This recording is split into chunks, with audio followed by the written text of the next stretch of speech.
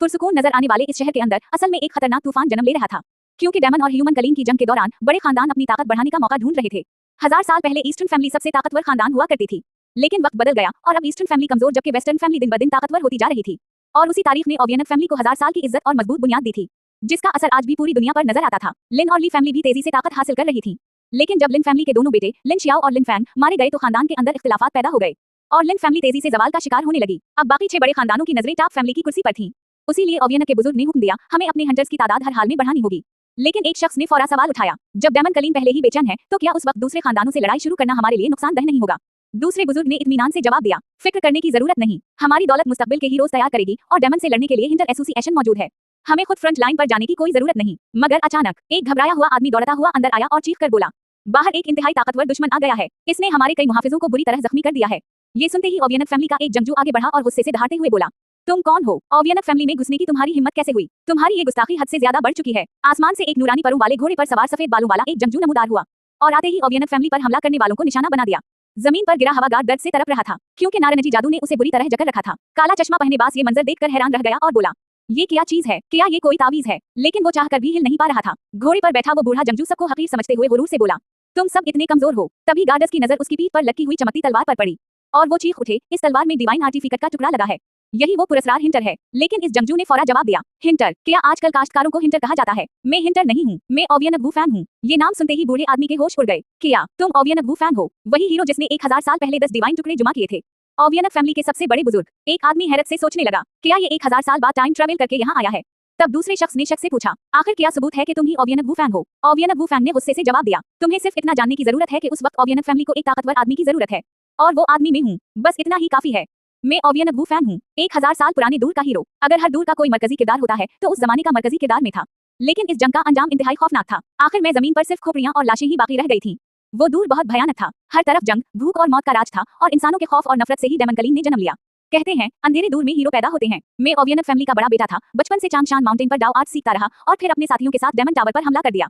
मैं मुसलसल अपनी ताकत जुमा कर रहा था और मेरे हाथों में 10 चमकते हुए डिवाइन आर्टिफैक्टर्स के टुकड़े थे। तब मुझे समझ आया कि दुनिया को बचाने के लिए कुछ लोगों की कुर्बानी देना जरूरी है, लेकिन कामयाबी का रास्ता कांटों से भरा हुआ था। जब मुझे होश आया तो मेरे तमाम साथी मर चुके थे और सिर्फ मैं अकेला जिंदा बचा था। मुझे याद है मैं 10 डिवाइन टुकड़ों के साथ डेमन टावर की तरफ भाग रहा था। तब अचानक आसमान पर बिजली कड़की और मैं 1000 साल आगे इस नए दूर में पहुंच गया। शायद आसमान ने मुझे उसी दूर में इसलिए भेजा है ताकि मैं अपना मिशन मुकम्मल कर सकूं और तमाम जानदारों को बचा सकूं। मुझे दोबारा वो 10 डिवाइन टुकड़े जुमा करने होंगे। 1000 साल बाद वापस आने वाला अबाउ इजदाद ओवियनक वू फैंग अब ओवियनक फैमिली की गद्दी पर बैठा था और इसके जहन में सिर्फ एक मकसद था, डेमन टावर को दोबारा खत्म करना। इसके पोते ने बताया कि पहले 2 डिवाइन फरीगमंस हिंटर एसोसिएशन की सबसे ताकतवर टीम ले गई है और उस वक्त वो कैप्टन बाई चंग फैंग के पास महफूज हैं। लेकिन वू फैंग ने कहा, हर इंसान के अंदर लालच और कमजोरी होती है, इसलिए ये मुकद्दस टुकड़े सिर्फ मेरे अपने हाथों में ही महफूज रह सकते हैं। ये सुनते ही बुजुर्ग घबरा गया और बोला, बाई चंग फैंग को तो आज एक हीरो समझा जाता है, अगर हम इससे टुकड़े छीनेंगे तो पूरी दुनिया हमें बुरा कहेगी। मगर वू फैंग ने किसी की बात नहीं सुनी। इसका जिस्म जादुई ताकत से चमकने लगा और वो फौरन रवाना होने के लिए तैयार हो गया।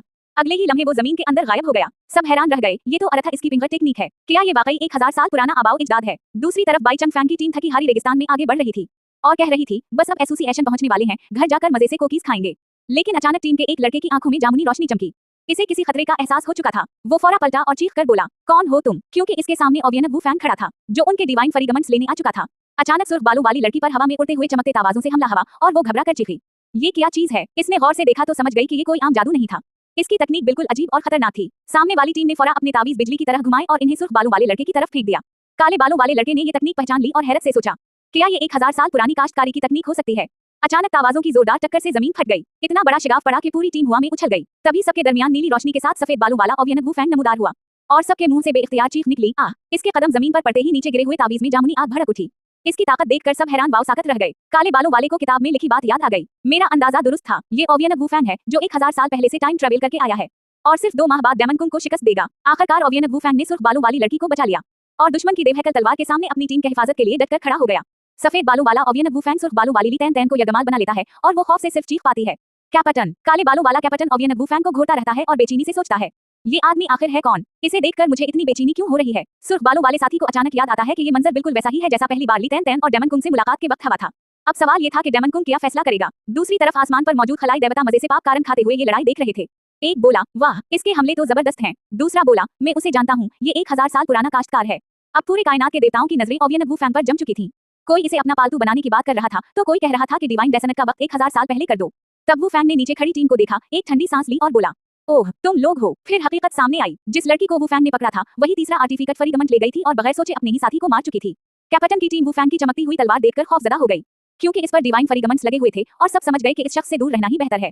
ली तैन तैन ने अपनी जान की परवाह किए बगैर चीख कर कहा, कैप्टन मेरी फिक्र मत करो, यानी मुझे छोड़ दो, पहले अपनी टीम को बचाओ। गला पकड़े जाने के बावजूद सुर्ख बालों वाली लड़की हिम्मत नहीं हारती और कहती है, हमने आर्टिफिकट फरीगमंट्स के लिए बहुत मेहनत की है, हम इन्हें इतनी आसानी से नहीं देंगे। ओवियन वुफैंग इसका गला दबाते हुए तंजिया अंदाज में कहता है, गला घट रहा है फिर भी तुम्हारी जबान चल रही है। ये जुल्म देखकर नीली चादर वाला कैप्टन गुस्से से चीखता है। कैप्टन फौरा लड़की को बचाने के लिए आगे बढ़ता है और अपना हाथ उसकी तरफ बढ़ाता है, लेकिन कैप्टन ली शियाओ के ठंडे दिमाग से कहता है, वो दोनों फरीगमंट्स मेरे पास नहीं है, मैं इन्हें पहले ही छुपा चुका हूँ और ये लड़की फरीगमंट्स से ज्यादा कीमती नहीं। अगर मारना है तो उसे मार दो। ओवियन वुफैंग नीली रोशनी में लड़की को लेकर गायब होते हुए कहता है, ताकतवर लोगों को जज्बात की जरूरत नहीं होती। जाने से पहले वो धमकी देता है, तुम्हारे पास सोचने के लिए सिर्फ एक दिन है, कल ओवियन हाउस आओ, या तो उसे जिंदा ले जाओ या फिर इसकी लाश ले जाओ। उसके जाने के बाद टीम कैप्टन को समझाती है, सीनियर लीव शियाओ के पुरसुकून हो जाओ, फरीगमंट का मामला बहुत अहम है, वो एक ताकतवर हिंटर है, शायद तैन तैन को मारेगा नहीं, सिर्फ हमें डरा रहा है। तब दूसरा शख्स कहता है, कैप्टन लिन फैमिली में भी मेरी अच्छी खासी इज्जत है, आप इस मामले की फिक्र ना करें, कल मैं खुद वहां जाऊंगा। ओवियन वुफैंग गुस्से से डेमन कुंग को देखकर कहता है, ये आखिर कैसी चीज है जो खुद को मेरे जैसा समझती है। फिर ठंडे लहजे में कहता है, हम दोनों एक जैसे नहीं हैं। टीम समझ जाती है कि कैप्टन तैन तैन को अकेला नहीं छोड़ेगा। तभी सुर्ख बालों वाला नया साथी कहता है, मैं किसी को ढूंढने जा रहा हूँ। ऊपर से नेबुला के तमाम देवता इस फैसले पर तबसरे कर रहे थे। कोई कहता है, डेमन कुंग तो बहुत बोर है, तो कोई उसे 200 का इनाम देने की बात करता है। सुर्ख बालों वाला लड़का अब आर्टिफिकट फरीगमंट्स को भूल चुका था। इसके जहन में सिर्फ एक बात थी, मुझे डेमन कुंग और ओवियन वुफैंग की लड़ाई रोकनी होगी। तभी डेमन कुंग ने एक बड़ा राज बता दिया, तुम सही सोच रहे हो, ये ओवियन वुफैंग ही है जो 2 माह बाद तुम दोनों को बुरी तरह जख्मी करेगा। वो मजीद बताता है, तुम्हारी नई साथी लीव टॉयलू तो मेरी पहली टाइमलाइन में थी ही नहीं, यानी अब कहानी बदल रही है। ये सुनते ही डेमन कुंग का दोबारा जन्म लेने वाला वो भूरे जैकेट वाला लड़का सीढ़ियों पर रुक गया और हैरत से बोला, ओह। फिर वो मुस्कुराते हुए समझ गया, लगता है ये लीव टॉयलू भी प्रोटैगनिस्ट फैट रखने वाली है, यानी इसकी अपनी खास किस्मत है। डेमन कुंग सोचता है, तुम बागी फितरत के हो और तुम बिल्कुल नहीं चाहते कि ओवियन वुफैंग तुम्हारा असल मंसूबा समझ सके। हीरो के हाथ में चमकते हुए आर्टिफिकट फरीगमंट्स थे और वो मुस्कुराते हुए सोच रहा था, ओवियन हाउस में होने वाली अफरा-तफरी मेरे लिए बेहतरीन मौका है। अचानक इसके अंदर का डेमन कुंग जाग उठा, इसकी आंखें सुर्ख हो गईं और वो बोला, मैं ली तैन तैन को मारने वाला हूँ। डेमन कुंग ने उसे याद दिलाया, ओवियन वुफैंग ने उसे यरगमाल बना रखा है, इसका मतलब है कि ली तैन तैन सबसे बड़ा खतरा है, बेहतर है उसे हमेशा के लिए खामोश कर दो। इसने खतरनाक मंसूबा बनाया, ओवियन हाउस की अफरा-तफरी में ली तैन तैन को मारकर इल्जाम ओवियन वुफैंग पर डाल दूंगा, फिर हिंटर एसोसिएशन और ओवियन फैमिली आपस में लड़ेंगे। एक तीर से 2 शिकार। वो ठंडी सांस लेकर बोला, आखिरकार मैं डेमन कुंग हूँ। लेकिन डेमन कुंग ने उसे खबरदार किया, याद रखो सिर्फ उसे फंसाना है, ओवियन वुफैंग से कभी लड़ने की कोशिश मत करना, इसकी ताकत का अंदाजा लगाना नामुमकिन है। मैं इसके फरीगमंट्स पर नजर रखूंगा। दूसरी तरफ डेमन कुंग अभी मुकम्मल तौर पर सेहतयाब नहीं हुआ था, इसकी ताकत सिर्फ 46% थी। वो बोला, मुझे मुकम्मल तौर पर ठीक होने तक इंतजार करना होगा। अगले दिन ओवियन फैमिली के तमाम बड़े बुजुर्ग दरवाजे पर खड़े थे, क्योंकि वो इस लड़के का इंतजार कर रहे थे जो ली तैन तैन को बचाने आने वाला था। अचानक एक गार्ड चीखता हुआ आया, रिपोर्ट, बाई चंग फैंग पहुंच चुका है। बाई चंग फैंग हाथ में चमकते हुए डिवाइन फरीगमंट्स लिए आगे बढ़ा और बोला, वादे के मुताबिक मैं उस शख्स को छुड़ाने के लिए आया हूँ। ओवियन फैमिली का बूढ़ा बुजुर्ग बाई की हिम्मत देखकर ऐसा खामोश हवा के इसके मुंह से एक लफ्ज भी ना निकला। बाई की आंखों में गुस्सा उतर आया और इसका गुस्सा सुर्ख रोशनी की सूरत में इसके गर्द फैलने लगा। दूसरी तरफ सुर्ख बालों वाली लियतियन तैन खून में लथपथ पिंजरे की सलाखों के पीछे बेबसी से पड़ी हुई थी। बाई और इसके मुहाफिज ऊपर से नीचे उसी पिंजरे की तरफ देख रहे थे जहां ली तैन तैन कैद थी। खून से भरे हाथ के बावजूद ली तैन तैन ने सलाख को मजबूती से पकड़ रखा था। वो अभी जिंदा थी। खून में लथपथ होने के बावजूद वह मुस्कुराई और बोली, मुझे यकीन था तुम मुझे बचाने जरूर आओगे। ये देखते ही बाई चंग फैंग का चेहरा गुस्से से सुर्ख हो गया। अब ओवियन फैमिली को इस जुल्म का हिसाब देना होगा। सफेद बालों वाला ओवियन वुफैंग गुस्से से घोरते हुए कहता है, ज्यादा बकवास मत करो। सुर्ख बालों वाली ली तैन तैन खून से भरे पिंजरे में कैद थी और ऊपर से कांटों वाला कूड़ा मुसलसल इस पर बरस रहा था। ओवियन वुफैंग इसे देखकर कहता है, ये पूछ-गछ है, लेकिन तुमने अब तक एक लफ्ज भी नहीं बोला। मुझे तो लगा था तुम गूंगी हो। खून से भरा कूड़ा हाथ में उठाकर वो तंजिया अंदाज में कहता है, हिंटर एसोसिएशन के लोग वाकई सख्त जान हैं, इतनी जल्दी टूटे नहीं। ओवियन फैमिली का बूढ़ा बुजुर्ग थक कर कहता है, एक छोटी सी लड़की में इतनी हिम्मत, पूरी रात मार खाने के बावजूद नहीं टूटी, आखिरकार में ही थक गया। दूसरी तरफ भूरे जैकेट वाला बाई चंग फैंग मुट्ठी भैंचकर सोचता है, ओवियन फैमिली के इतने जुल्म के बावजूद भी ये लड़की मेरे लिए वफादार रही। अचानक बाई चंग फैंग आसमान से तेजी से नीचे उतरता है। इसे देखकर ओवियन वुफैंग हैरत से सिर्फ इतना कहता है, ओह। ओवियन का बुजुर्ग बाई को हकीर समझते हुए कहता है, तुमने उसे कमजोर समझा था, मगर एक लड़की के लिए 2 डिवाइन फरीगमंट्स तक दे दिए, बेकार, इसे छोड़ दो। और वुफैंग फौरा जवाब देता है, जी। खून में लथपथ ली तैन तैन बाई चंग फैंग के सीने से लगकर रोते हुए कहती है, मैंने इन्हें कुछ नहीं बताया, तुमने पहले मुझे बचाया था, मैं कभी तुमसे बेवफाई नहीं करूंगी। खून में लथपथ तैन तैन बाई के गले लगकर रो रही थी और बाई इसका दर्द समझते हुए बोला, मैं समझ गया। तैन तैन की हालत देखकर बाई का गुस्सा आसमान को छूने लगा। इसका पूरा जिस्म जामुनी रोशनी से चमक उठा और उसने उसे मजबूती से अपने सीने से लगा लिया। दूसरी तरफ ओवियन वुफैंग अपने सीने में चमकते हुए 3 डिवाइन फरीगमंट्स को देखकर बोला, ठीक है, अब तीनों फरीगमंट्स मेरे हाथ में हैं। वुफैंग ने अपनी तलवार निकाली और फरीगमंट्स की ताकत से इसकी तलवार सूरज की तरह जबरदस्त रोशनी से चमकने लगी। दूसरी तरफ बाई चंग फैंग ने अपनी मुट्ठी मजबूती से भींच ली। इसने गुस्से को काबू कर लिया था, लेकिन अब ओवियन फैमिली से हिसाब लेने का वक्त आ चुका था। अगले ही लम्हे बाई ने सिर्फ एक जोरदार मक्का मारा और ओवियन वुफैंग हुआ में जा गिरा, जबकि ओवियन हाउस की दीवारें भी इस ताकत से टूट गईं।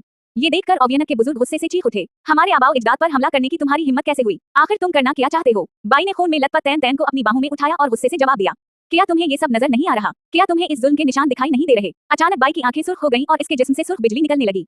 इसके अंदर सोया हुआ डेमन कुंग जाग चुका था और अब ओवियनक फैमिली का खात्मा करीब था। अंधेरे में से सफेद बालों वाला ओवियनक वुफैंग नीचे झांकता है और महसूस करता है कि कुछ गड़बड़ है। हमम फिर नीचे आकर मुस्कुराते हुए कहता है, हमम लीव शियाओके, तुम भी यहाँ आ गए अपनी टीम को बचाने के लिए। वो जख्मी ली तैन तैन की तरफ देखकर कहता है, इस नए साथी के अलावा जो अभी लापता है, बाकी सब तुम्हें बचाने के लिए यहाँ आ चुके हैं। बाहर छपी हुई टीम कहती है, हम बस बाहर छपकर कैप्टन के हुक्म का इंतजार कर रहे थे।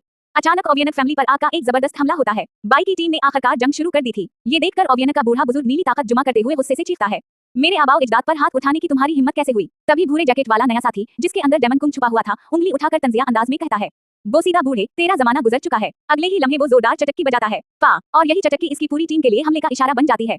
आखिर में वो उंगली से दुश्मन की तरफ निशाना लगाते हुए कहता है, जमाना बदल चुका है, अब पुराने जादूगरों का नहीं, जदीद हथियारों और हंटर्स का दूर है। और पीछे छत पर बंदूकें पहले ही तैयार खड़ी थीं। ओवियनक वुफैंग अपनी नीली जादुई ढाल से खुद को बचाने की कोशिश कर रहा था, लेकिन ऊपर से लेजर की मुसलसल बारिश हो रही थी। इसका शागिर्द घबराकर चीखा, मास्टर, हमारे सामने ली फैमिली और लिन फैमिली के लोग भी मौजूद हैं, इन्होंने हमें चारों तरफ से घेर लिया है। अचानक आसमान से मिसाइल बरसने लगे और देखते ही देखते पूरा ओवियनक हाउस आग के समंदर में बदल गया। नीचे खड़ा गंजा बुजुर्ग खौफ से आसमान की तरफ देखकर चीखा, जल्दी देखो, बमबार तैयारे। ऊपर फाइटर जेटस और बमबार तैयारों ने ओवियनक फैमिली पर बड़े बड़े बम गिराना शुरू कर दिए। अब ये तलवारों की नहीं, जदीद टेक्नोलॉजी की जंग थी। हेडफोन पहने लड़की ने काकपट से पुरितिमाद लहजे में कहा, ज्यादातर आम हंटर्स के लिए टेक्नोलॉजी महज गोश्त और खून से कहीं ज्यादा ताकतवर होती है। कंट्रोल रूम में खड़े हिंटर ने गुस्से से सुर्ख बटन दबाया और हुक्म दिया, ओवियनक फैमिली की तरफ मिसाइल लॉन्च करो। अगले ही लम्हे एक बहुत बड़ा मिसाइल आग उगलता हुआ सीधा ओवियनक फैमिली की तरफ बढ़ने लगा। फिर एक जोरदार धमाका हुआ, पत्थर और मलबा आसमान में बिखर गया और अब सबके जहन में सिर्फ एक सवाल था, क्या 1000 साल पुराना आबाओ इजदाद इस जदीद बम से बच पाएगा? बमबार तैयारों के खौफनाक हमले के बाद लाल बालों वाला बाई चंग फैंग मलबे के दरमियान से जिंदा बाहर निकल आया। उसके चारों तरफ चिंगारियां उड़ रही थीं। धूल में खड़ी पूरी टीम चीख उठी, कैप्टन! सबको लगा था कि मिसाइल के इस जबरदस्त हमले में कैप्टन मारा जा चुका है। पीछे खड़े सिपाहियों ने सोचा कि अब बंदूकें काम आएंगी, मगर ली फैमिली की लड़की ने कहा, ये बेकार हैं, टॉप हंटर्स की लड़ाई में जदीद हथियार किसी काम नहीं आते। ओवियनक फैमिली का गंजा बुजुर्ग गुस्से से अपने आबाओ इजदाद वुफैंग से बोला, बाई चंग फैंग ने ओवियनक फैमिली से दुश्मनी मोल ली है, इसे अभी खत्म करना होगा। वुफैंग ने अपना कदीम पीला तावीज निकाला और अगले ही लम्हे जमीन पर खौफनाक जामुनी बिजली बरसने लगी। देखते ही देखते पूरा मैदान जामुनी बिजली के जाल में घिर गया, पत्थर हवा में उड़ने लगे। जबकि वुफैंग और बुजुर्ग दूर खड़े ये सब देख रहे थे, लेकिन अचानक उसी बिजली के दरमियान से बाई चंग फैंग अपनी जामुनी डेमन पावर के साथ बाहर निकल आया और वुफैंग का खतरनाक जादू भी उसे जरा सा नुकसान न पहुंचा सका। बाई की ये नई और खौफनाक ताकत देखकर ओवियनक वुफैंग को एहसास हो गया, ये लड़का अब तक मिलने वाले हर हिंटर से कहीं ज्यादा खतरनाक है। मगर बाई अंदर ही अंदर सोच रहा था, मैं अभी बाई चंग फैंग होने का ड्रामा कर रहा हूँ, इसलिए अपनी असल डेमन पावर इस्तेमाल नहीं कर सकता। मुझे सिर्फ ह्यूमन हिंटर की ताकत से लड़ना होगा, वरना मेरा राज खल जाएगा। ओवियनक वुफैंग ने अपनी 1000 साल पुरानी तकनीक शेंगशेंग बोशी इस्तेमाल की, एक ऐसी पुरस्कार ताकत जो जिंदगी को कभी खत्म नहीं होने देती। अचानक जमीन से कांटों वाली हरी बेलें निकली और बाई चंग फैंग को हवा में जकड़ लिया। ताकतवर बेलों से टकराते ही पत्थर टूटकर बिखरने लगे। बेलों के जहरीले कांटे बाई के जिस्म में पेवस्त होने लगे तो वो हैरत से सोचा, जहरीला। बाई फौरा समझ गया कि ये तकनीक 1000 साल से चली आ रही है और यही वो ताकत थी जिसने मुस्तकबिल में उसे तकरीबा मार ही डाला था। वुफैंग ने एक और खतरनाक जादू शुरू किया, इसकी उंगली के गर्द सुनहरी मंत्र की ताकत जुमा होने लगी। दूसरी तरफ बाई कांटों वाली बेलों में बुरी तरह जकड़ा हुआ था, जबकि ऊपर बेशुमार खुदकार राफलें हुआ में उसकी तरफ निशाना बांधे खड़ी थी। बाई ने दिल ही दिल में सोचा, मैं एक बार फिर हिंटर होने का ड्रामा कर रहा हूँ, जादू इस्तेमाल किए बगैर मैं उसे शिकस्त नहीं दे सकता।